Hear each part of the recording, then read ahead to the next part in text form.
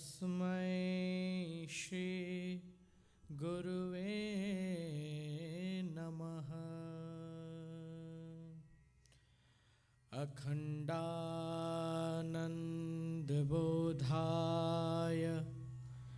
शिष्यसन्तापहारिणे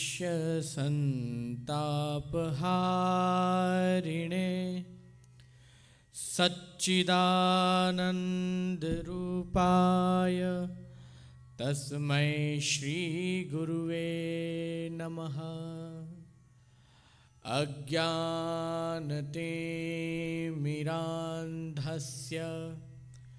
ज्ञानाञ्जनशलाकया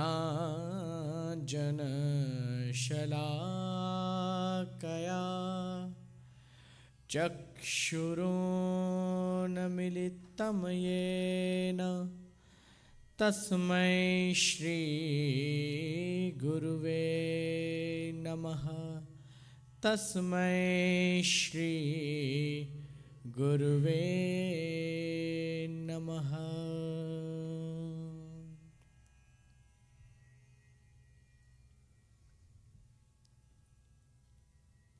परम दयालु, परम कृपालु, परम ब्रह्म परमात्मा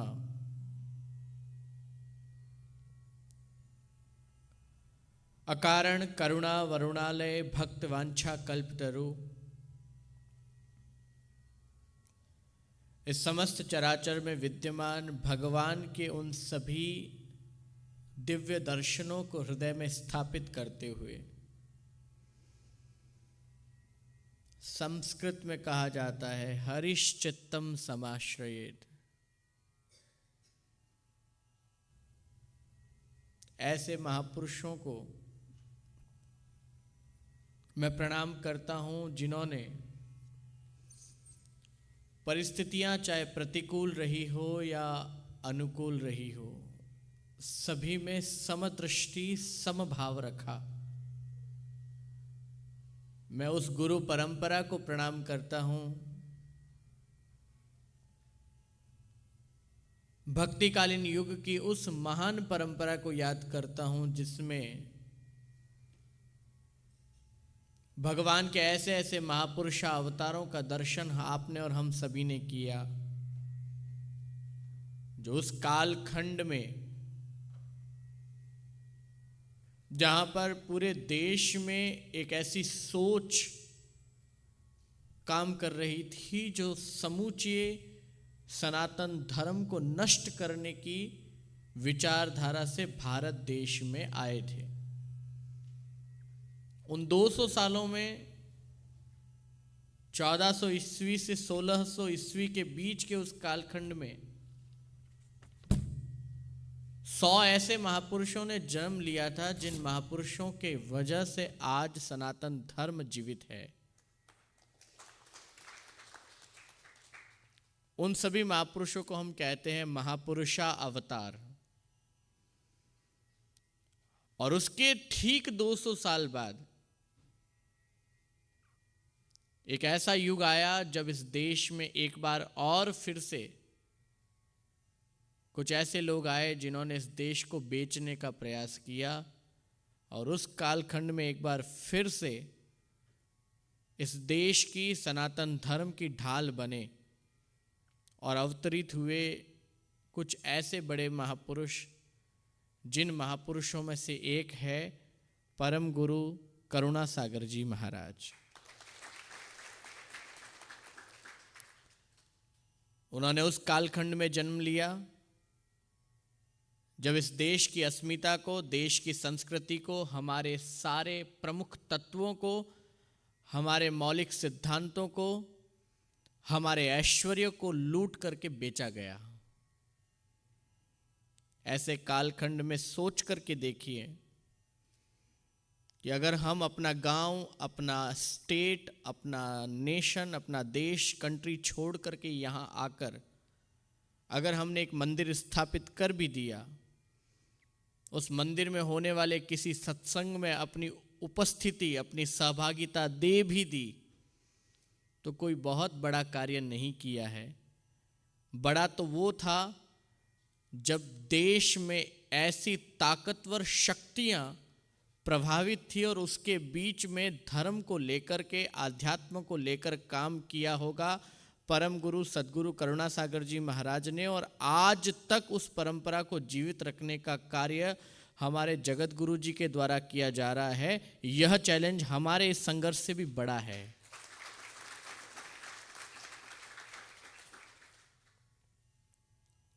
अमेरिका में जब आता हूं तब एक पंक्ति बार बार मुझे सुनाई जाती है या मेरे कानों में आ जाती है। अमेरिका महाराज जी बहुत अलग है, पहली लाइन। दूसरी लाइन, यहां पर सब कुछ इजी नहीं है।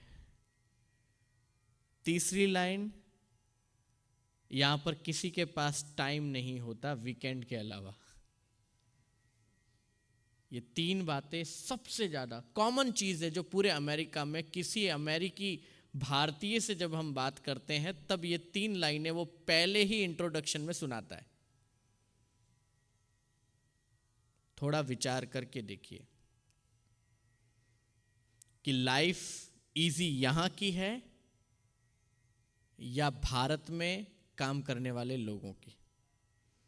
लाइफ इजी यहां पर है, संघर्ष कम यहां पर है क्योंकि संघर्ष भारत में रहने वाले हमारे पुरखों ने ज्यादा किया।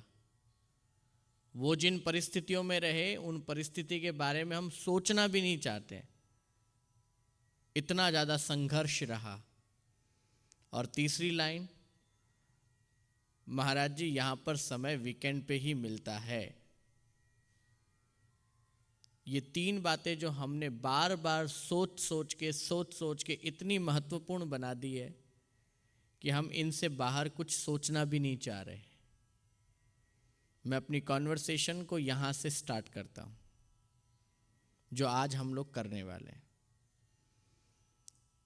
मैंने यहां के किसी गोरे से, किसी ईसाई से, किसी भी इस्लाम से जुड़े हुए व्यक्ति से पिछले 4 दिनों में वर्ल्ड रिलीजन पार्लियामेंट के दौरान जब बातचीत की तब उसने कभी नहीं कहा कि यहां की जिंदगी इजी नहीं है। दूसरा, किसी यहां पर रहने वाले व्यक्ति ने अपने मुख से ये नहीं कहा कि मेरे लिए धर्म के लिए समय या किसी भी धर्म या आध्यात्म से जुड़े हुए सोशल काम के लिए समय वीकेंड में ही है। ऐसा किसी ने नहीं कहा। अर्थात हमें इस सोच से बाहर निकलना होगा, जब भी जरूरत पड़ेगी, जब भी आवश्यकता होगी और जब जब आध्यात्म के हेतु कोई बड़ा कदम उठाया जाएगा तब ना हमारे लिए वीकेंड महत्वपूर्ण होगा, तब ना हमारे लिए हमारे जीवन का संघर्ष महत्वपूर्ण होगा। तब महत्वपूर्ण होगा तो वो है हमारे धर्म, हमारे आध्यात्म और हमारे श्रेष्ठ पुरुषों के प्रति समर्पण।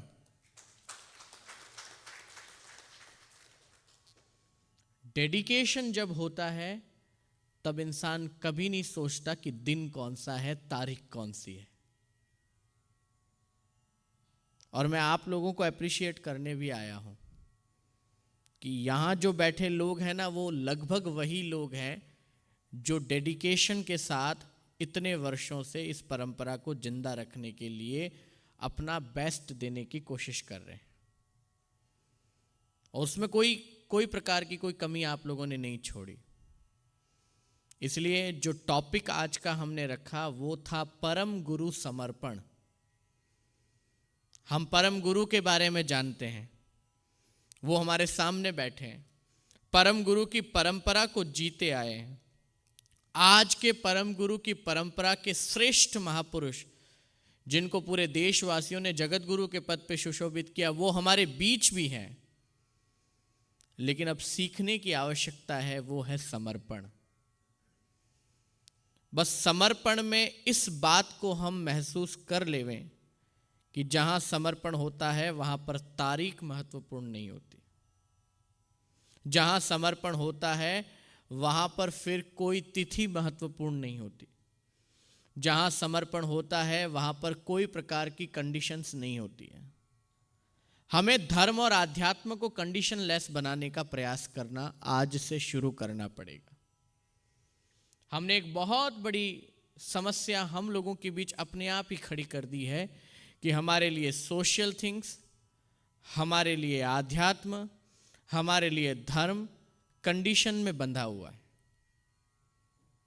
और कंडीशन ऐसी खड़ी कर रखी है जिसको हमने ही अपने दिमाग से इस तरह से बना रखा है कि यहां तो यही होता है। ऐसा नहीं है। मैं आप लोगों से सवाल पूछता हूं, जब आप लोगों के लिए विवाह की कोई ऐसी तारीख आती है जो किसी वीकेंड पे बैठ ही नहीं सकती, तो क्या उस दिन आप कंडीशन देखते हैं?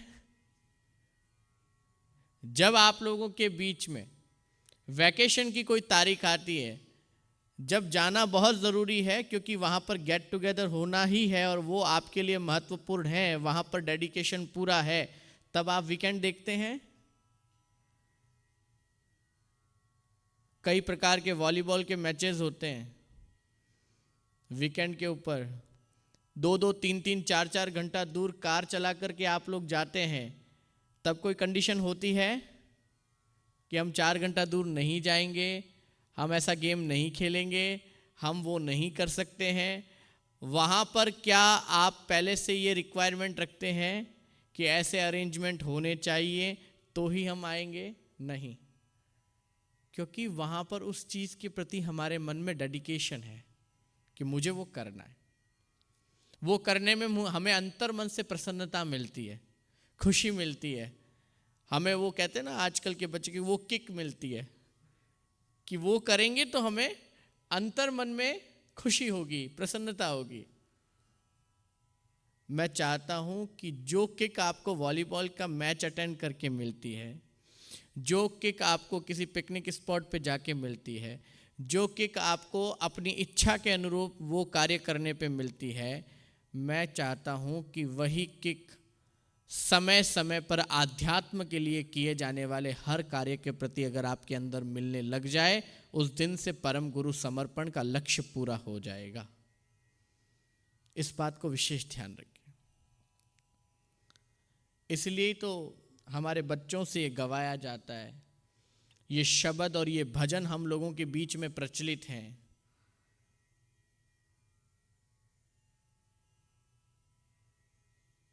जो हम लोग अक्सर गाते हैं, भक्ति रे करवी तेने रात थई न रे ऊने मेले अंतर नु अभिमान वे। अब महत्वपूर्ण क्या है? सतगुरु चरणों मां शीश ने झुकावीने, सतगुरु चरणों मां शीश रे झुकावीने, कर जोड़ी लागू पायन भक्ति रे करवी तेने रात थई न रे ऊने मेलू अंतर नु अभिमान वे। यहाँ आने के बाद हमें इन सारे शब्द को, इन पदों को, इन भजनों को अर्थ जानना होगा, इनका मर्म जानना होगा कि क्यों हमें आना है, क्यों हमें इस समर्पण को समझना है। जितना डेडिकेशन हम अपनी व्यक्तिगत, अपनी पर्सनल चीज़ों को लेकर के हैं, क्यों उतना डेडिकेशन सोशल चीज़ों को लेकर के हमें खड़ा करना चाहिए। क्योंकि जब आप खुद के बारे में सोचते हैं ना, तब ध्यान रखना आप अकेले पड़ जाओगे।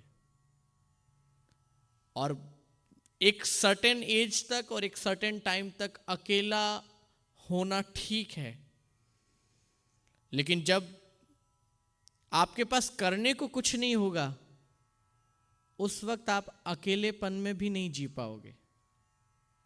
और उस दिन आपका लोनलीनेस आपको खा जाएगा, आपको तकलीफ देगा। इसलिए कहते हैं कि आपको सोशली भी डेडिकेटेड होना चाहिए। आध्यात्मिक डेडिकेशन क्यों जरूरी है? क्योंकि जब तक समर्पण धर्म और आध्यात्म के प्रति, हमारी गुरु परंपराओं के प्रति नहीं होगा, तब तक हम ये नहीं तुलना कर पाएंगे कि हम जो जीवन में कर रहे हैं क्या सही है और क्या गलत है।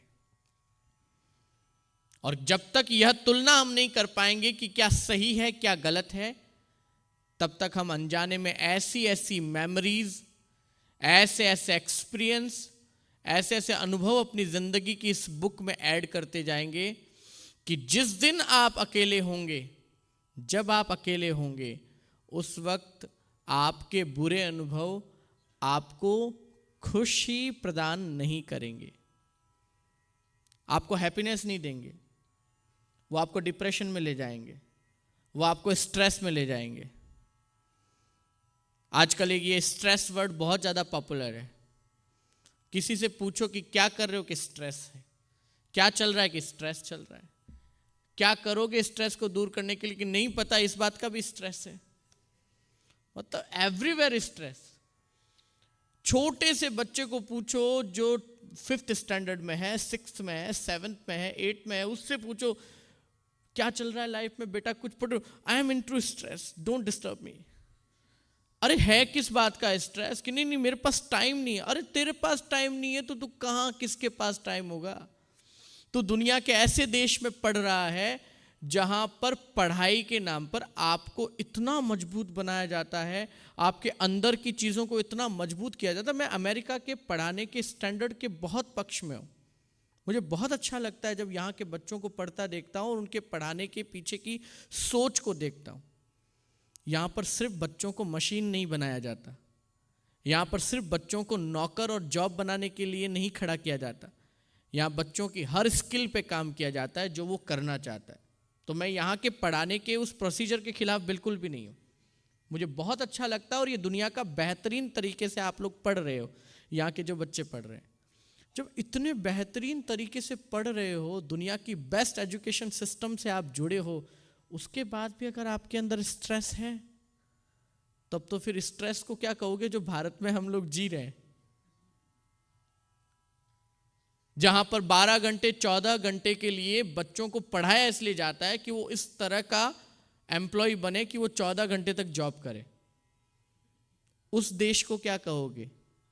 भारत से भी ज्यादा त्रस्त हालत, भारत से भी ज्यादा तकलीफ दे स्थिति जिन देशों की है, उन देशों को क्या कहोगे जहां पर 16-16 घंटे मजदूरी करनी पड़ती है अरब देशों में? उन देशों के बारे में आपका क्या ख्याल है जब इन चीजों को आप स्ट्रेस कहते हो? इसलिए मैं कहता हूं स्ट्रेस से बाहर निकलना है, क्योंकि ये झूठा स्ट्रेस है। असल में स्ट्रेस जैसी कोई चीज है ही नहीं आपके पास। आपके लिए दुनिया की बेस्ट एयर इंडेक्स में आप जीते हैं, दुनिया का सबसे शुद्ध पानी आप लोग पीते हैं, दुनिया के बेस्ट मॉडल के हाउसेज में आप लोग रह रहे हैं, चाहे 1 कमरा हो चाहे 3 कमरे हो। जो 200-200 साल से बने उनको कुछ नहीं हुआ, वो तो बेस्ट मॉडल का हाउस है। जब इतनी अच्छी चीजों में आप हैं, तब किस बात का स्ट्रेस, तब किस बात का मिसमैनेजमेंट? अब हमें करना क्या है? इतना सब कुछ अच्छा होते हुए भी यहाँ पे जब लोगों को मैं स्ट्रेस को दूर उड़ाने के लिए स्मोक करते देखता हूँ, तब मुझे हंसना आता है। मैंने बहुत सारे यंगस्टर से पूछा कि तुम स्मोक क्यों करते हो, क्यों धुआं उड़ा रहे हो? कहते हो I am into stress, that's why I am doing this. अरे यार, ये स्ट्रेस को दूर करने के लिए धुआं कौन सा मेडिसिन है? अब इसके पीछे के कारण को जानने की कोशिश करिए कि ड्रग्स लेने वाले, शराब पीने वाले, वाइन लेने वाले, इन लोगों से अगर पूछा जाए क्या सर्दी की वजह से तुम वाइन पीते हो क्या, ऐसे लोग बहुत कम मिलेंगे। क्या कहेंगे? हम वाइन इसलिए पीते हैं क्योंकि हम जब स्ट्रेस में होते हैं और जाके वाइन पीते हैं तो रिलैक्स होके सो जाते हैं। यही एक सिंपल सी बात वो लोग बताते हैं।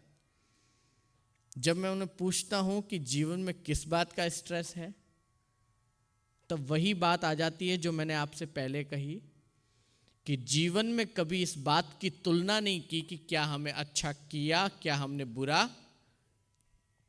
जब हम तुलना नहीं करते तब जो बुरी चीजें हैं वही आंखों के सामने आती है। क्या अभी हमने जानने की कोशिश की कि व्यक्ति नशा क्यों करता है इस दुनिया में?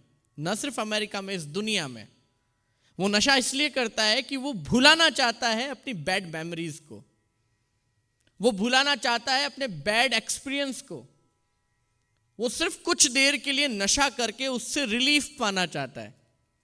नशा उतरता है, फिर वो चीजें याद आती है, दिन भर तक झेलता और शाम तक तंग आकर के फिर नशा करता है कि मैं उस बुरे अनुभव को, उस बुरी चीजों को भुला सकूं। यही नशे का सबसे बड़ा कारण। ये छोटे छोटे बच्चे जो देखा देखी नशा करते हैं, इसकी संख्या बहुत कम है। समझने के बाद ये बच्चे छोड़ भी देते हैं जब इनको पता चलता है कि रिजल्ट में कुछ भी नहीं है। लेकिन दुनिया में बहुत बड़ी संख्या उन लोगों की है जो नशा इसलिए करते हैं कि वो इस बात को भुला सके कि उन्होंने क्या गलत किया। तो लोनलीनेस को हैप्पीनेस में बदलना है, आपके अकेलेपन को आनंद में बदलना है, तो हमें क्या करना पड़ेगा? तुलना। क्या हमने अच्छा किया, क्या हमने, पहले आपको ये तुलना करनी पड़ेगी। पहले इसको जिंदगी के चौपड़े में लिखना पड़ेगा। गुजराती में एक भजन है, जिंदगी ना चौपड़ा मां सरवाड़ो मांड जो, जिंदगी ना चौपड़ा मां सरवाड़ो मांड जो, मन्ने रे मेहता जी करी ध्यान मां लगावजो, मन्ने रे मेहता जी करी ध्यान मां लगावजो, जिंदगी ना चौपड़ा मां सरवाड़ो मांड जो, जिंदगी ना चौपड़ा मां सरवाड़ो मांड जो। आगे क्या कहा? हो आज सुधी जीव्या छो केटलू ने केवू, केटली कमाणी करी केटलू छे क्या देवू। तो गाओ फिर, मेरे ऊपर क्यों छोड़ रखा है? आपने कोई पैसे पे तो खरीद के बुलाया नहीं कि महाराज थारो ठेको जे तुम्हें गाओ। ऐसा तो नहीं है ना। हम सत्संग में आए ना, तो वन साइडेड नहीं होना चाहिए। हाँ, मल्टी ट्रेन वाला स्टेशन होना चाहिए कि 2 ट्रेनें आ रही है, 2 ट्रेनें जा रही है। आप लोग भी गाइए, केटली कमाणी करी केटलू छे केवू, केटली आज सुधी जीव्या छे केटलू ने केवू, केटली कमाणी करी केटलू छे, काडी सरवैयू कोई संत ने बतावजो, जिंदगी ना चौपड़ा मां, ओ जिंदगी ना चौपड़ा मां, अरे मन्ने रे मेहता जी करी ध्यान मां लगावजो, मन्ने रे मेहता जी करी, गाओ, जिंदगी न चौपड़ा मां सरवाड़ू मांड जो, जिंदगी ना ओ मन्ने रे मेहता जी करी ध्यान मां लगावजो, मन्ने रे। राग में गाओ। देखिए, हम भारत देश के निवासी हैं। भ का मतलब क्या होता है पता है आपको? भ का मतलब होता है भाव, र का मतलब होता है राग, और त का मतलब होता है ताल। जो भाव, राग और ताल में गाता है वही सच्चे मायने में भारत देश का निवासी होता है। तो इस बात को भूलना नहीं है। भाव और राग और ताल में सभी गाओ, और माताओं ने ठेका नहीं ले रखा, आप लोगों ने भी गाना है। वो ही सबसे ज्यादा गाती हैं। भाई लोग तो अपने स्टैंडर्ड को बना के रखते हैं, हमारा स्टैंडर्ड लूज नहीं होना चाहिए। गाइए, જિંદગીના ચોપડામાં સરવાળું માંડજો, જિંદગીના હો મને રે મહેતાજી કરી ધ્યાનમાં લગાવજો, મને રે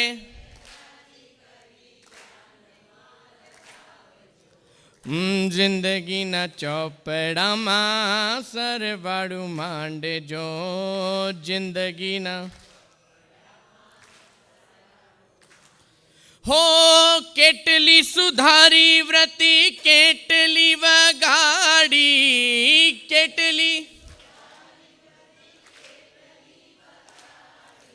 કેટલી સુધારી વ્રતિ કેટલી વગાડી, કેટલી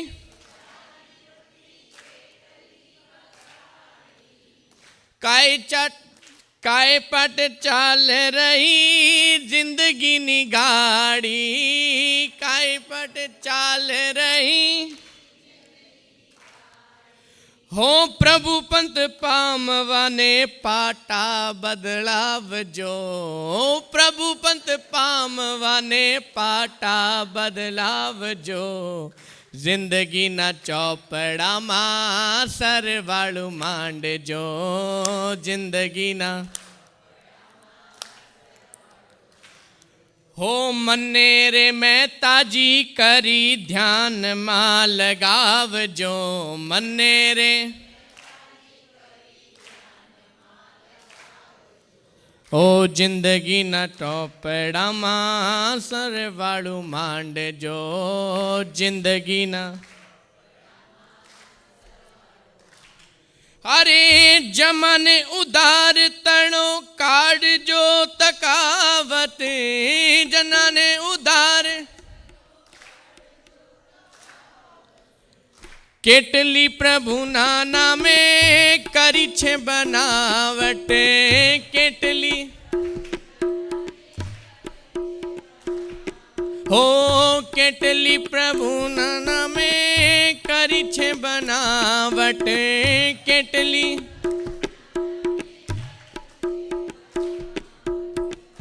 એક એક પાનું ચિંતનથી ચકાસજો, એક એક પાનું ચિંતનથી ચકાસજો, જિંદગીના ચોપડામાં સરવાળું માંડજો, જિંદગીના और મને રે મહેતાજી કરી ધ્યાનમાં લગાવજો, મને રે ઈ જિંદગીના ચોપડામાં સરવાળું માંડજો, જિંદગીના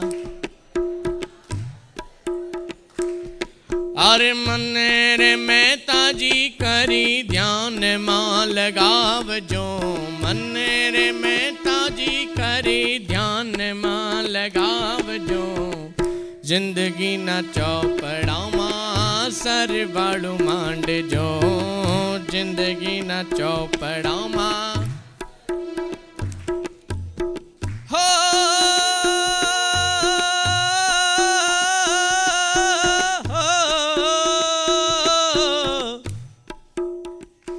मैं कोशिश कर रहा हूं गुजराती गाने की। हो ज्ञाननी बात कहो केटली पचावी, ज्ञाननी बात केवो ज्ञाननी बात केवो केटली पचावी, ज्ञाननी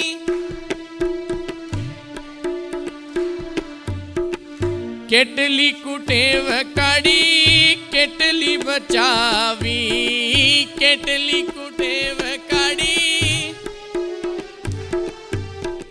केटली कुटेव काढ़ी केटली बचावी,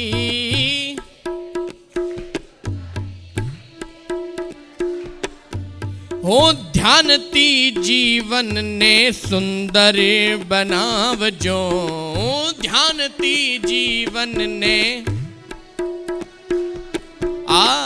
जिंदगी ना चौपड़ा मां सरवाड़ू मांड जो, जिंदगी ना चौपड़ा मां। ओ मने रे मेहता जी करी ज्ञान मां लगाव जो, मने रे मेहता जी करी जिंदगी ना चौपड़ा मां सरवाड़ू मांड जो, जिंदगी ना चौपड़ा मां। जिंदगी ना चौपड़ा मां सरवाड़ू मांड जो, जिंदगी ना चौपड़ा मां।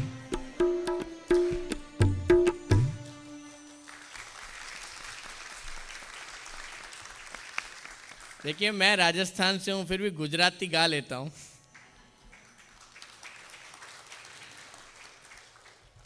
और आपको पता है जो मैं पढ़ रहा था ना, वो लिरिक्स भी गुजराती भाषा में है, हिंदी में नहीं है। तो मुझे गुजराती पढ़ना भी आता है। मैं मेरी पूरी कोशिश में हूं कि अगली बार जब आऊं तब गुजराती में ही बोलूं, उसकी पूरी तैयारी में हूं। इसलिए कहा कि जिंदगी ना चौपड़ा मां सरवाड़ू मांड जो। यहां पर मांडने का मतलब लेखा जोखा करना नहीं है, लिखना भी है। कैलकुलेशन एक जो दिमाग के अंदर होती है, और कैलकुलेशन लिखने का मतलब उस कैलकुलेशन को जीवन में उतारना भी है। यहां पर कोई कागज और कलम लेके लिखने के लिए नहीं कहा। यहां पर मांडने का मतलब है उस कैलकुलेशन को अपने जीवन में कितना आप अप्लाई करते हो। अगर नुकसान में हो तो प्रॉफिट की ओर निकलना है। और मुझे जहां तक लगता है नुकसान को प्रॉफिट बनाना हमारे गुजराती और मारवाड़ियों से बेहतर किसी को नहीं आता। और ये जो मेहता शब्द है ना, ये मेहता राजस्थानी और गुजरातियों के लिए पूरा पूरा उपयुक्त में लिया जा सकता है। हम सारे मेहता हैं, हम सारे चौपड़े को संभालना जानते हैं। बस ये जो लौकिक जगत का चौपड़ा है ना, इससे बाहर निकल के एक बार अलौकिक जगत के चौपड़े को मांडना शुरू करना होगा। कितना अद्भुत कहा, ज्ञाननी बात करो केटली पचावी, केटली कुटेव काढ़ी और केटली बचावी। ज्ञान की बात, ज्ञानचंद बहुत मिलते हैं दुनिया में। ज्ञानी चंद तो जहां जहां जाओ वहां पर है। देवीलाल बहुत है, देवीलाल बहुत है, कोई भी पचाने वाला नहीं दिखता। उस ज्ञान की बात को जीवन में स्वयं में उतारने वाला नहीं दिखता। तो इसलिए कहा अगर आपको यह करना है तो अपने स्वाध्याय से, अपने ध्यान से जीवन को सुंदर बनाने का प्रयास करें। एक शब्द जो है बहुत अद्भुत लिखा, जो मैं गा नहीं पाया, उसमें यह लिखा, कंठी पहरी ने कंठ केटला ना काप्या, माड़ा ना मन का मां माधव ने माप्या। कितनों ने कंठी तो पहन ली अपनी परंपरा की, अपने गुरु के नाम की, लेकिन क्या कंठी पहनने के बाद जो कंठ आपने काटने का काम दुनिया का किया, क्या उससे शुद्धि मिल जाएगी? क्या आप पाप मुक्त हो जाएंगे?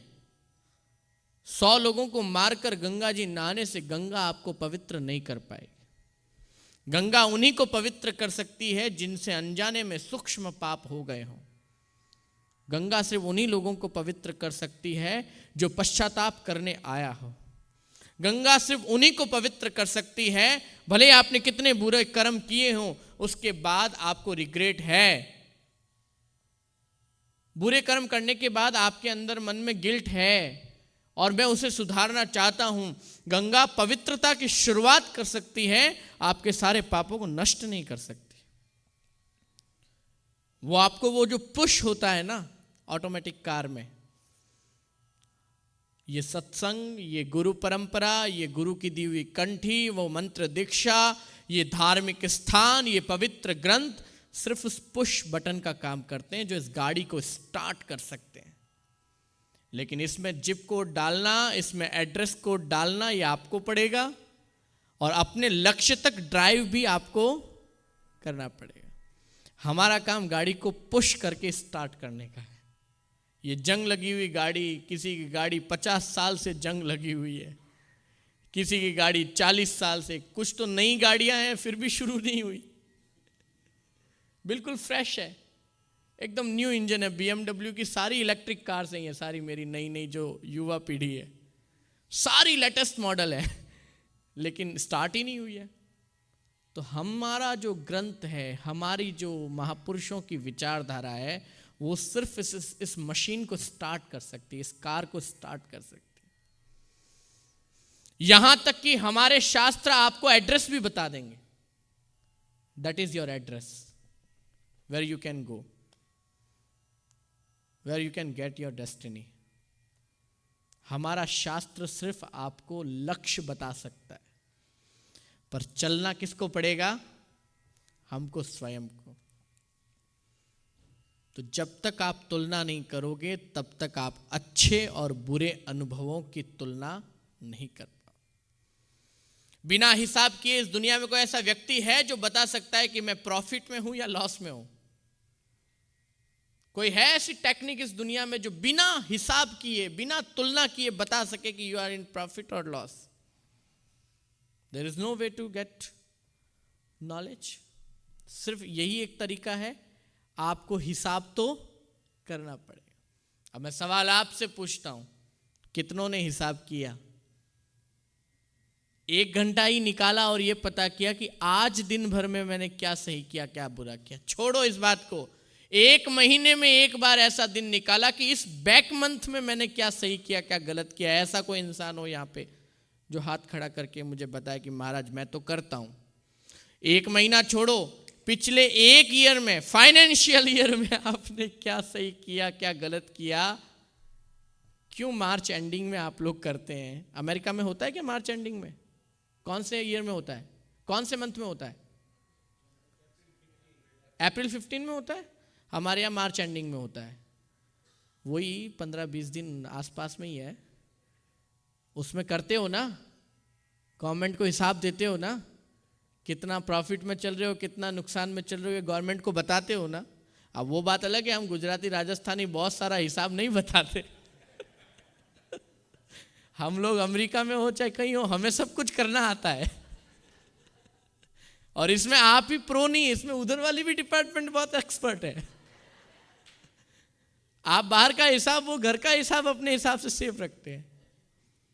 भारत वाली माताओं की हालत तो तब खराब हुई जब नोटबंदी हुई। सबके चाय वाले टिफिन में से 10-10 हजार, 20-20 हजार निकले। शो करना पड़ा उन्हें, उनकी प्रॉफिट्स को, उनकी सेविंग्स को, कि भाई ले जाओ, देश हित के नाम भर्ती कराओ। हुआ था ना? जब हमें फाइनेंशियल ईयर में, साल में एक बार जिस देश में हम रहते हैं उस देश को बताना पड़ता है कि हम कितने प्रॉफिट में हैं या कितने लॉस में हैं। आप में से एक भी ऐसा कोई नहीं जो साल में एक बार ये गणना करता हो कि धर्म, आध्यात्म और प्रकृति में जीने के लिए मैं कितना सही हूं या कितना गलत हूं। Am I eligible for to living on earth? इसका कैलकुलेशन लगाया? क्या मैं उपयुक्त हूं? क्या मैं एलिजिबल हूं? इस पृथ्वी पे रहने लायक हूं? क्या धर्म की क्लास में बैठने लायक हूं? क्या समाज के बीच में स्वाभिमान के साथ जीने लायक हूं कि मैंने इस सोशल के लिए, इस देश के लिए, इस राष्ट्र के लिए या इस दुनिया के लिए, इस मदर नेचर के लिए, इस अर्थ के लिए मैंने अपनी जिम्मेदारी और अपनी रिस्पॉन्सिबिलिटीज को 100% दिया? क्या इसकी गणना हम साल में एक बार करते हैं? छोड़ो साल में एक बार, 10 साल में एक बार, जितने साल का वीजा अमेरिका मुझे देता है, 10 साल में एक बार। अरे गोल्डन जुबली, सिल्वर जुबली में एक बार, 25 साल में। कितने गोल्डन जुबली वाले हैं? 2-4 तो होंगे ही। क्या एक जुबली में एक बार तो कम से कम ये कैलकुलेशन तो किया होगा? और अगर नहीं किया तो we are wasting our life, we are wasting our this birth. Why? क्यों? इसको सोचना और समझना पड़ेगा। आपको लगता होगा कि मैं बड़ी बड़ी बातें करने के लिए ही साधु बनाऊं ना, मैं खुद करता हूं। और मैं तो उसी जनरेशन का हूं कि हमारी जनरेशन जो करती है ना वही कहती है। और मैं बहुत प्राउडली कह सकता हूं कि ये मेरे जितने साथी जो मेरी एज के यहाँ बैठे हैं ना, ये जो कहते हैं वो करते हैं, और जो करते हैं उसी को बहुत सच्चाई के साथ कहते हैं, नहीं तो ये डिनाई कर देते हैं। ये बहुत सच्ची जनरेशन है, ना अपने आप के साथ झूठ बोलती है, ना अपने सामने वाले के साथ झूठ बोलती है। और मैं प्राउडली कह सकता हूं कि ये जो नई जनरेशन, जो आज की जनरेशन है ना, ये अब तक की दुनिया की नेचर की सबसे बेस्ट जनरेशन है जो आज है। और इसमें बिल्कुल भी आप लोगों को है ना, अपने आप को कभी भी डिप्रेस्ड नहीं होना है कि हम नहीं जानते, कोई बात नहीं। लेकिन हम जो जानते हैं ना वो अब तक के लोगों से सबसे बेहतर जानते हैं, उसमें कोई कमी नहीं। इसलिए कभी भी अपने बच्चों के साथ, अपनी आने वाली पीढ़ी के साथ ये कह कर के व्यवहार मत करना कि तुम नहीं जानते। वो बहुत ज़्यादा जानते हैं, और उतना तो जानते हैं जितना इस नेचर में रहने के लिए उपयुक्त है। बस हमारे आध्यात्म और धर्म की परंपरा नहीं जानते, उसके दोषी वो खुद नहीं है, उसके दोषी आप सारे बड़े हैं। क्योंकि जब उन्होंने बचपन में उस क्यूरियोसिटी के साथ पूछा होगा कि ये क्या है, और आप लोगों ने ये कहा होगा कि नहीं बेटा अभी मत पूछो, हम ना, उस समय आपने वो लाइन क्यों, right now I am into stress, don't ask me. क्योंकि आपको आता ही नहीं है, इसलिए ना देने का कोई तो बहाना चाहिए ना, कुछ तो बहाना चाहिए। फिर आप क्या करोगे? पूछा होगा कि तिलक क्यों लगाते हैं, तो कोई जवाब ही नहीं है। पूछा होगा कि ये पर्टिकुलर स्ट्रक्चर में क्यों जाकर के सर को डाउन करते हो, नहीं जवाब है। पूछा होगा कि स्पिरिचुअल होने के लिए एक पर्टिकुलर स्पेस में जाकर के ही बैठना क्यों जरूरी है, नहीं जवाब है। पूछा होगा कि इस तरह का ड्रेस पहनना ही आध्यात्मिक होना जरूरी क्यों है, नहीं जवाब होगा। तो आपके फेलियर का हम आने वाली पीढ़ी पर ब्लेम नहीं कर सकते, मैं उसके पक्ष में बिल्कुल नहीं। तो इसलिए आपने तुलना नहीं की कि 50 साल में भी मैंने क्या सही किया, क्या गलत किया। पर मैं हमारी आने वाली पीढ़ी को कहता हूं, let's start from now. Every day calculation होना चाहिए कि क्या हम सही कर रहे हैं, क्या हम गलत कर रहे हैं। मैं प्रॉमिस और बड़े आत्मविश्वास के साथ कह सकता हूं, आप अपनी जिंदगी में कभी ऐसे कोई कार्य करने की आपको जरूरत नहीं पड़ेगी जिसमें आपको अपनी मेमोरीज को, अपने एक्सपीरियंस को भुलाने के लिए किसी अल्कोहल का सहारा लेना पड़े, किसी चीज को लेकर एडिक्शन के थ्रू जाना पड़े। एडिक्टेड नहीं होना पड़ेगा आपको, एडिक्ट नहीं होना पड़ेगा। और फिर एडिक्शन भी होगा ना, उसका पॉजिटिव स्वरूप होगा, वो है स्पिरिट। आप स्पिरिट के साथ अपनी चीजों को करेंगे और बहुत अच्छे से करेंगे। और मैं जितने बड़े हैं ना, आप सभी बड़ों से यही निवेदन करूंगा, अपने जीवन के इस अमूल्य समय को वेस्ट मत करो। जो हमारी सनातन धर्म की फिलॉसफी कहती है उसके अनुरूप मैं आपको समझाना चाहूँगा, क्योंकि आपको पता है उसके बारे में कि 84 लाख योनियों के बाद आपको मनुष्य जीवन मिला है। और उसके बावजूद हमारे 50 साल जीवन के हो गए, किसी के 60 साल, किसी के 70 साल, कोई तो अभी अपनी लास्ट ट्रेन के लिए वेट कर रहा है। कुछ लोग तो होप्स भी खो चुके हैं कि बस अब तो भगवान मिल जाए, ऐसे ही हंसते हंसते शरीर छूट जाए, ऐसे भी लोग होते हैं। अरे अपनी लास्ट होप में तो कम से कम एक कैलकुलेशन लगा लो। और ध्यान रखना, उस कैलकुलेशन में अगर आप वीक हैं, आपके बुरे अनुभव अच्छे अनुभवों पे हावी हैं, तो अभी से ही पश्चाताप का जो एक प्रोसीजर है हमारे अंदर, पश्चाताप का मतलब अपने गुरु, अपने ईश्वर के सामने डिक्लेरेशन, सेल्फ डिक्लेरेशन कि मैंने गलती की, बहुत सारी की, इतनी ज़्यादा की कि इस जन्म में तो आप माफ़ भी नहीं कर सकते। ये सेल्फ डिक्लेरेशन ही उन चीजों को मिटाने का और कम करने का तरीका है। और एक बार अगर आपने सेल्फ डिक्लेरेशन कर दिया, आपके जो अच्छे अनुभव हैं वो प्रभावशाली हो जाएंगे। फिर जब आप अकेले होंगे ना, तो आप कभी दुखी नहीं होंगे, उदास नहीं होंगे, बहुत खुश होंगे। और अगर किसी दुनिया के सबसे अमीर से अमीर आदमी से पूछा जाए, एलन मस्क से पूछा जाए, अभी तो वही है, उससे पूछा जाए कि तेरी लाइफ का लास्ट गोल क्या है, हाथ में सिंक लेकर के ट्विटर के हेडक्वार्टर में जाके ट्विटर को खरीदना तेरी लाइफ का गोल नहीं हो सकता, नहीं हो सकता, दैट्स ट्रू। उससे पूछा जाए कि स्पेस में ऐसा स्पेसशिप क्रिएट करना कि जिसमें लोग पैसा दे करके एज ए टूरिस्ट चांद जाकर के देख के आए, ये तेरी लाइफ का लास्ट गोल है, नहीं होगा।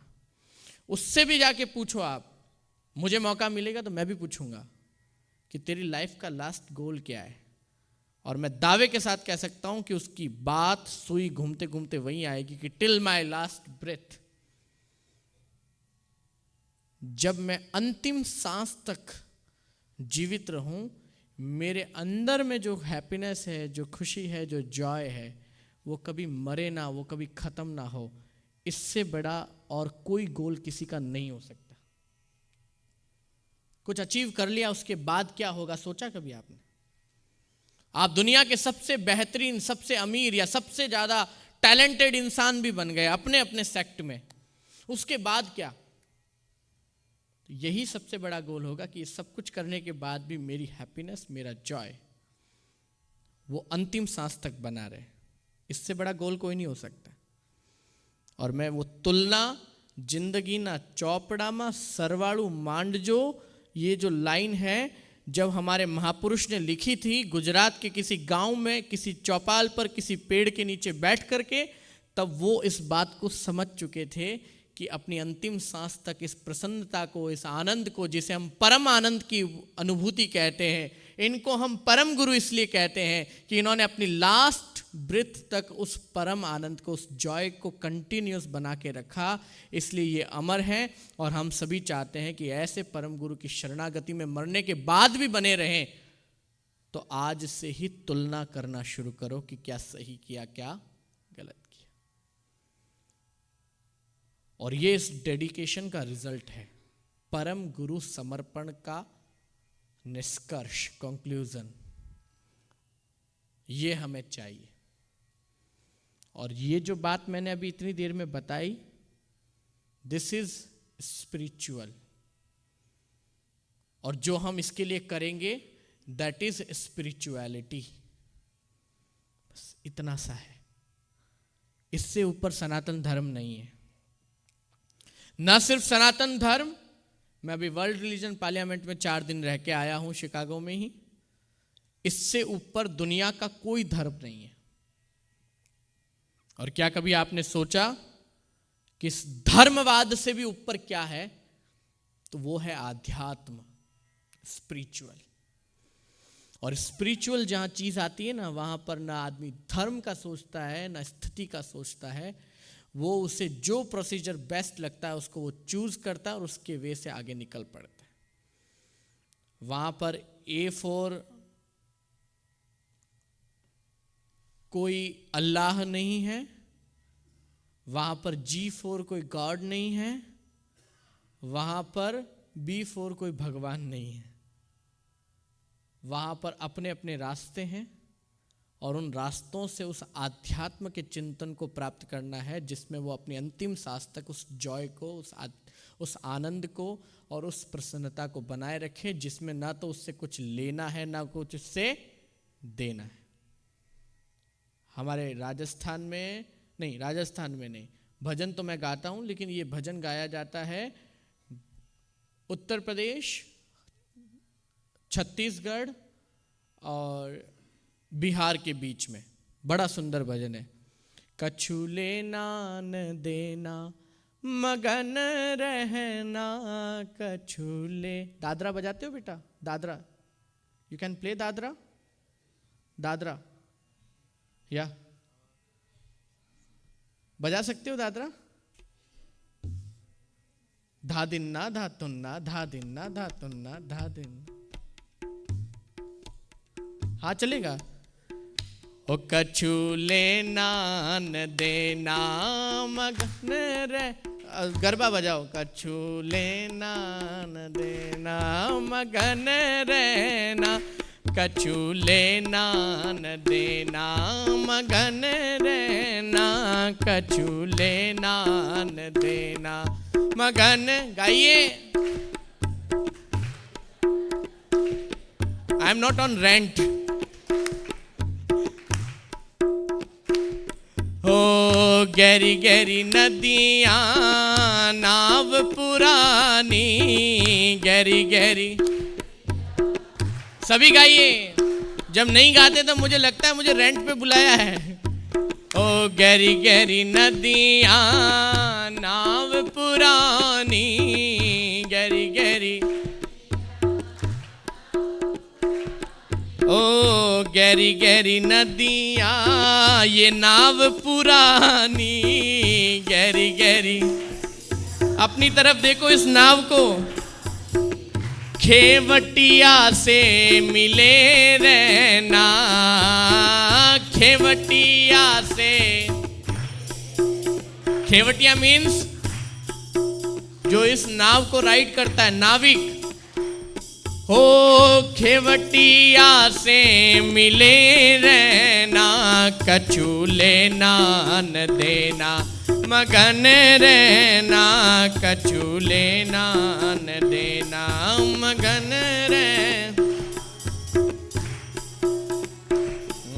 मगन रहना, कछु लेना न।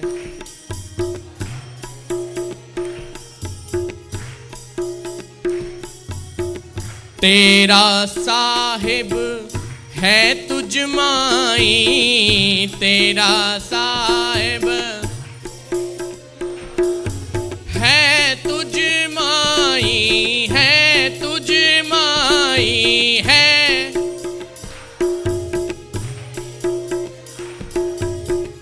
तेरा साहिब है तुझ माई, तेरा साहिब। अखियां खोल देखो नैना, अखियां खोल दे।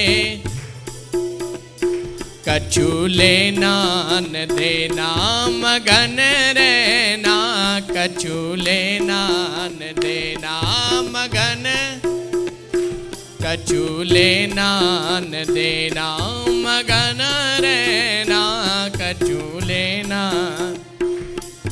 मगन रहना रे, मगन रहना, कछु लेना न देना मगन रहना, कछु लेना, कछु लेना न देना मगन रहना, कछु लेना न। कहे कबीरे सुनो भाई साधो, कहे कबीर सुनो भाई, सुनो रे भाई साधु, सुनो रे भाई साधु, साधु सुनो रे। कहे कबीर सुनो भाई साधु, कहे गुरु के चरण में लिपट रहना, कछु लेना न देना मगन रहना, कछु, कछु लेना न देना मगन रहना, कछु लेना न देना मगन रहना।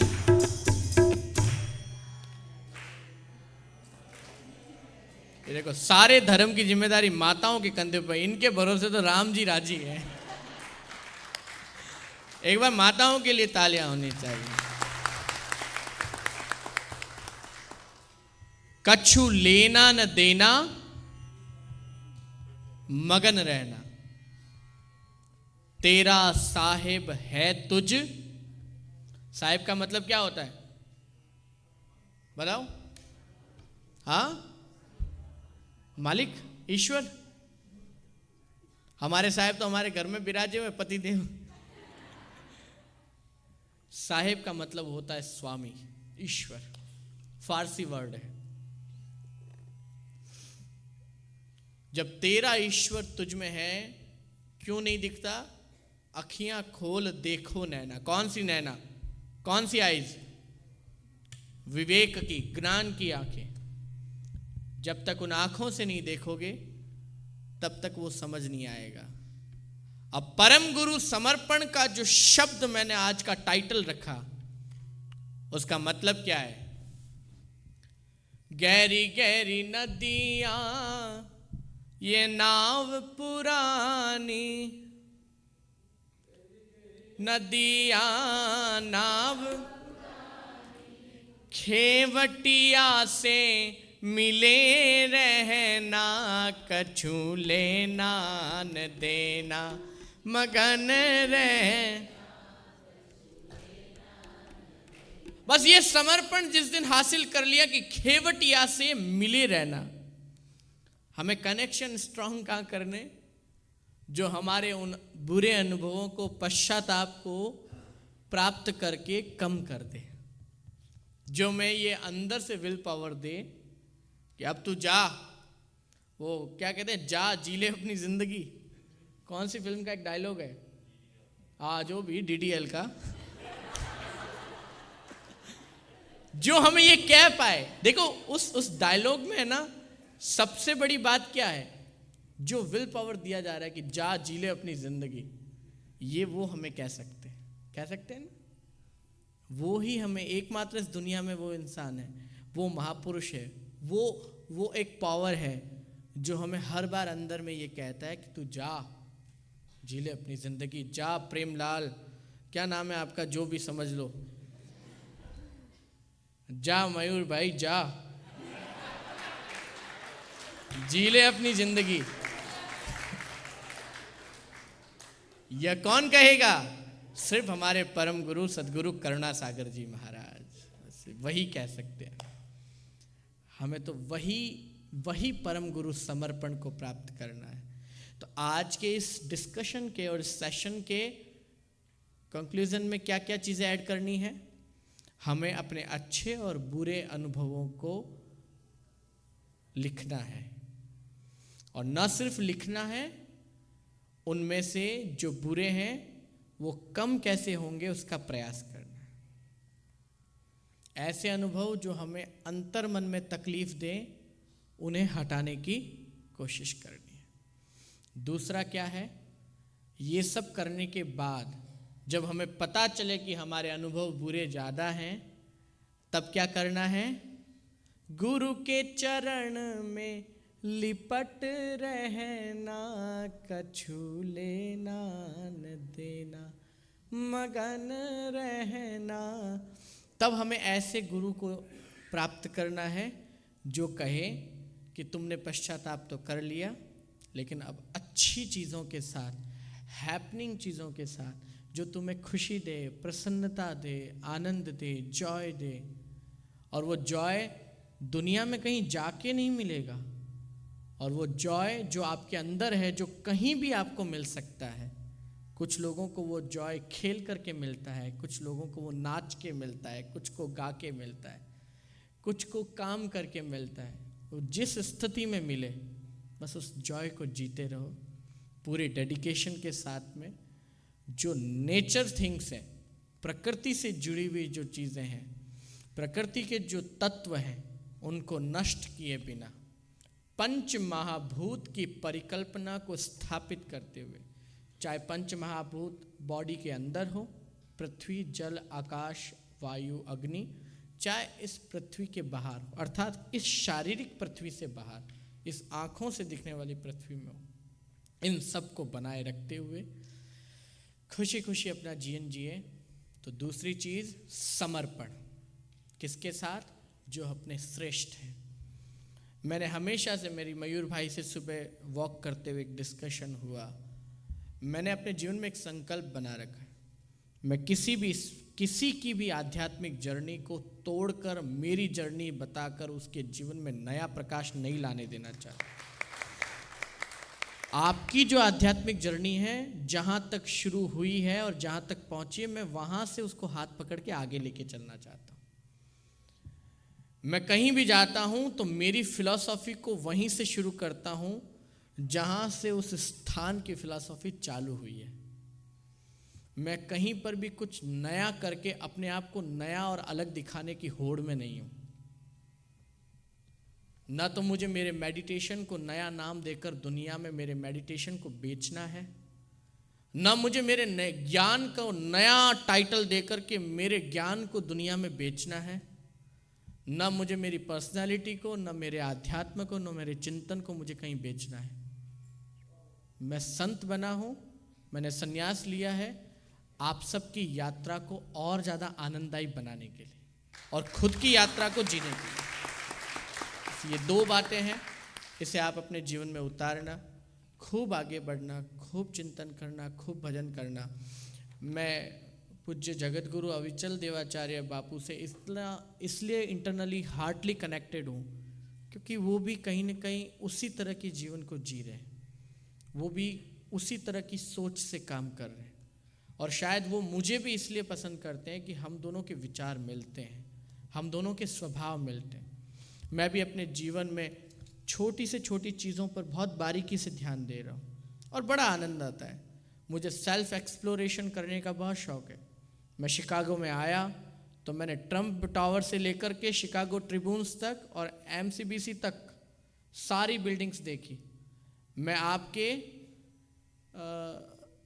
एक द किचन रेस्टोरेंट से लेकर के मैंने सारे रेस्टोरेंट्स भी एक्सप्लोर किए। मैंने यहाँ की सारी बिल्डिंग्स का वो इतिहास भी एक्सप्लोर किया और यहाँ के सारे आध्यात्म के धर्मगुरुओं के आश्रमों का भी इतिहास जान करके मैं आया हूँ।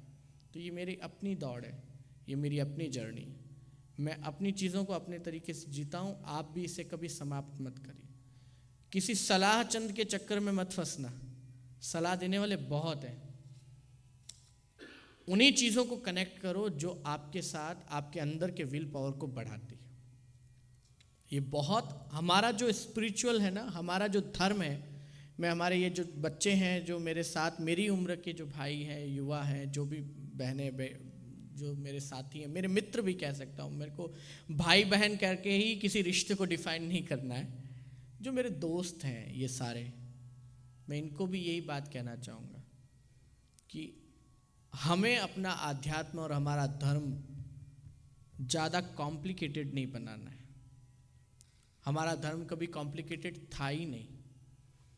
ये हर छोटी छोटी चीज़ की जो बंधन है, अगर आपको लगता है कि कुछ रिचुअल्स आपको बहुत ज़्यादा बांध रही है तो मत फॉलो करो, कोई दिक्कत नहीं। उतना ही फॉलो करो जो आपके अपने अंदर के जॉय को ख़त्म ना करे, ईजीली आप समझ पाओ, कर पाओ। हो सकता है कि आप उन रिचुअल्स को इसलिए फॉलो नहीं कर रहे हैं क्योंकि आपको उन रिचुअल्स के पीछे के इम्पोर्टेंस का नहीं पता। जिस दिन पता चल जाएगा उस दिन फॉलो कर लेना।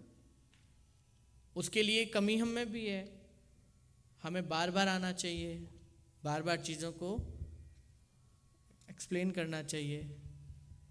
तो आने वाले समय में मैं आप सभी लोगों के बीच इस भार को कम करने के लिए आऊँगा, जो भार हमें बार बार प्रेशराइज करता है, जिसको मैं बार बार एक गुजराती पद में कहता हूँ, थारो एले जाय जमारो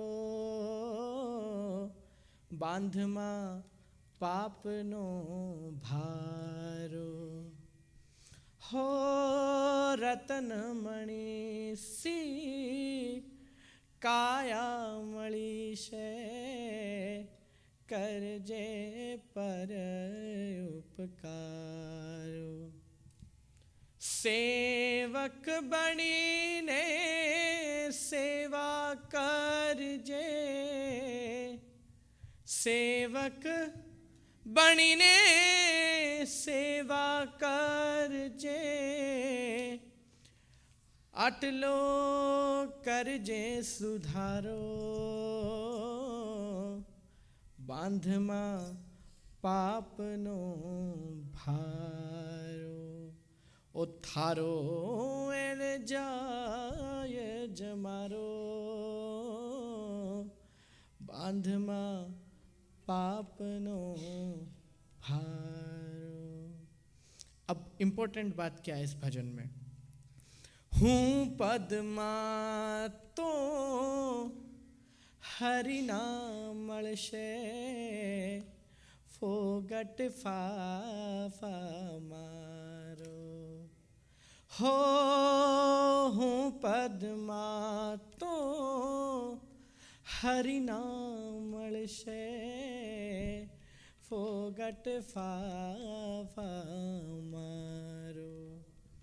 दया ने गरीबी डीलमा धर जे, दया ने गरीबी डीलमा धर जे,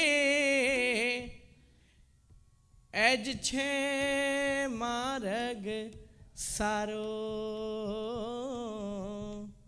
बांधमा पापनो भारो, थारो एले जाय जमारो, बांधमा पापनो भारो। ये बस व्यर्थ में मत जाने देना, बोझिल मत होना, डोंट बी गेट प्रेशर, बस फ्री रहो, आनंद करो, खुश रहो। यही हमारा सनातन धर्म है। बाकी कोई प्रकार का बंधन जिस धर्म में हो वो सनातन धर्म हो ही नहीं सकता। कम्युनिज्म, ग्रुपिज्म, इन सब से बाहर निकलना, ये समूहवाद, ये धर्मवाद, ये पंथवाद, ये संप्रदायवाद, ये गुरुवाद, ये भगवानवाद की नहीं, मैं तो शिव का उपासक हूं, मैं सिर्फ बजरंगबली का उपासक हूं, मैं सिर्फ कृष्ण का उपासक हूं, मैं सिर्फ राम को फॉलो करता हूं। बंद करो ये सब फालतू की चीजें।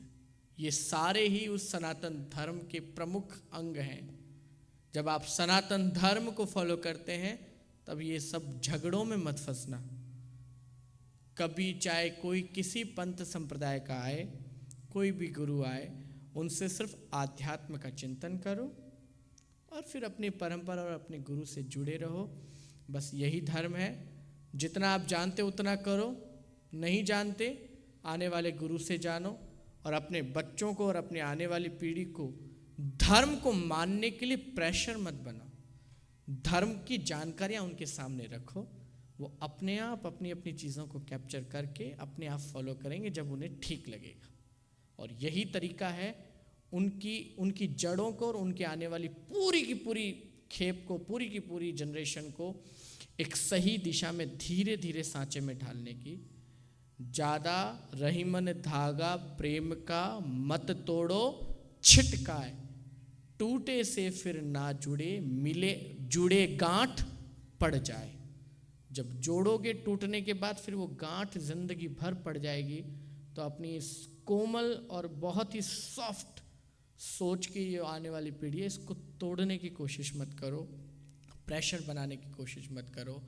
हम सब एक झूठी दुनिया में जी रहे हैं। बाहर हंसना दिखाते हैं, बाहर में बहुत सारी चीज़ों को, रिचुअल्स को, मर्यादाओं को, जब 4 गेस्ट आते हैं तब हमारे बच्चे अच्छे कपड़े पहनते हैं, हाथ में ट्रे लेकर खाना खिलाते हैं, वो करते हैं, और घर में बाकी क्या जी रहे हैं उसका कोई नहीं पता है। वो कैसे जी रहे हैं वो हम सब जानते हैं। लेकिन ये जो दिखावटी दुनिया में जो जी रहे हो मत जियो। जैसे आप घर में जीते हो वैसे ही बाहर वालों के सामने रहो। या तो आचरण वैसा बनाओ कि हमें बदलना ना पड़े किसी के आने पर, किसी के आने पर हम अपने कंफर्टनेस को छोड़ना ना पड़े। या तो ऐसा जीवन जियो या जैसे हो वैसे ही दिखो। मैं जब आप लोगों के घर आता हूँ तब आपका बदला हुआ झूठा रूप देखता हूँ, मुझे बहुत दुख होता है। आपको लगता है हम बापू पागल हैं, बाबू को क्या पता चलता है? अरे हमको सब पता चलता है कि तुम नकली ड्रेस पहने, आज ही पहने हो कुर्ता पजामा, रोज नहीं पहनते हो, हमें पता है। आज ही तुम लोग ये इतने संस्कारी बने हो कि टेबल पे ऐसे बैठोगे, बापू के सामने ऐसे करोगे, बापू के सामने रोज आरती पूरा परिवार इकट्ठा करके कर रहे हो। ये बापू के सामने कर रहे हो, पर बापू जब चले जाएंगे तब अकेले ही आरती करोगे, कोई परिवार शामिल नहीं होता है। ये बात मैं जानता हूँ। तो सच्चाई से धर्म को जीना शुरू करो, ये झूठी दुनिया जीना बंद करो। बस ये सच्चाई का मैसेज देने के लिए मैं आप लोगों के बीच आया, बिना किसी होप्स के, बिना किसी फंड रेजिंग के। मैं कई बार बापू से ये कहता हूँ कि बापू क्या हो गया है, भारत से बड़े बड़े धर्मगुरु यहाँ आते हैं और यहाँ आकर के फंड रेजिंग करते हैं भारत के लिए। ये भारत के लिए शेमफुल है। हमारे बापू जैसे संत चाहिए जिन्होंने यहाँ के लोगों को प्रेरणा दी कि यहीं पर ऐसा सेंटर खड़ा करो, भारत के लिए कोई ज़रूरी नहीं। इसलिए मैं आपको कहता हूँ, भारत से कोई आकर के ये कहता है कि भारत की गौशाला के लिए दान दो। अरे भारत में बहुत पर्याप्त लोग हैं जो गांव की गायों को संभाल सकते हैं। कोशिश करो कि यहाँ के लिए कुछ करो, यहाँ क्या हम कर सकते हैं उस पर ध्यान दो। हमेशा ये चीज़ें जो है ये गलत दिशा में जा रही है। मुझे याद नहीं आता कि मैं पिछले 10 सालों में भारत से बाहर निकला हूँ और भारत से बाहर निकलने के बाद भारत के लिए कुछ मांग करके लेके गया हूँ ना। मेरा स्वाभिमान, मेरा जो सेल्फ रिस्पेक्ट है वो कभी अलाउ नहीं करता कि मैं भारत के लिए आप लोगों से कुछ मांगूं। और मांगना भी होगा ना तो मैं इन 2 हाथ वालों से नहीं, उस 1000 हाथ वाले से मांगूंगा। आप लोगों में इतनी सामर्थ्यता नहीं है कि मैं जो चाहता हूं वो मुझे दे सकते हो आप। इसलिए तो आप मेरे सामने नीचे बैठे और मैं ऊपर बैठा। देने वाला तो मैं हूं ना, आप नहीं हैं। तो मुझे आप लोगों से कुछ नहीं चाहिए, बस इस सेल्फलेस गिविंग वाली जो बात है वो करने के लिए मैं आया हूँ। और ईश्वर मुझे ये ताकत दे कि मैं ये करता रहूँ। अब यहाँ से 1.5 घंटे बाद मैं LA के लिए, लॉस एंजलिस के लिए निकल जाऊँगा। अगले 10 दिनों तक लॉस एंजलिस में मेरे अलग अलग हॉल्स में अलग अलग ऐसे ही सेशन है। मेरी भागवत कथा, राम कथा मैंने विदेश में बंद कर दी। मुझे 7 दिन 9 दिन तक आपको घुमा फिरा करके ये एक तरफा ज्ञान नहीं देना है। आज नहीं हो पाया, लेकिन मैं अब फोकस कर रहा हूं कि अब सीधा संवाद हो जिसमें आप अपने मन के सवाल पूछें और मैं जवाब दूं। अब इसकी ज़रूरत है।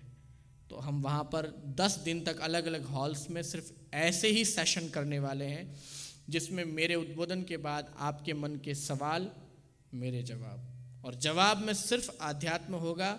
किसी का भाई, किसी की बहन, किसी की माँ, किसी का बाप, किसी के साथ झगड़ा, किसी के साथ रोना, किसी के साथ नौकरी का पंगा, ये सब सवाल मुझसे ना पूछो। ये सब देने के लिए मैं इतना दूर से नहीं आया। मैं यहाँ आया हूँ आध्यात्म का चिंतन करने और आध्यात्म का सिंपल डिस्कशन करने के लिए, जिसमें आपके सवाल आध्यात्म से जुड़े हों और मेरे जवाब। आप अपनी जर्नी में कहाँ तक पहुँचे हो और कहाँ से आगे बढ़ना है वो पूछो। और अगर आपके मन में भी कोई सवाल ऐसा हो तो मयूर भाई, हमारे पंडित जी, पूज्य जगत गुरु जी, इनको ज़रूर बताओ। मैं भी कभी आया तो जगत गुरु जी और हम सब मिलकर के ऐसे प्रोग्राम भी रखेंगे जिसमें आप सीधा संवाद कर सकते हो।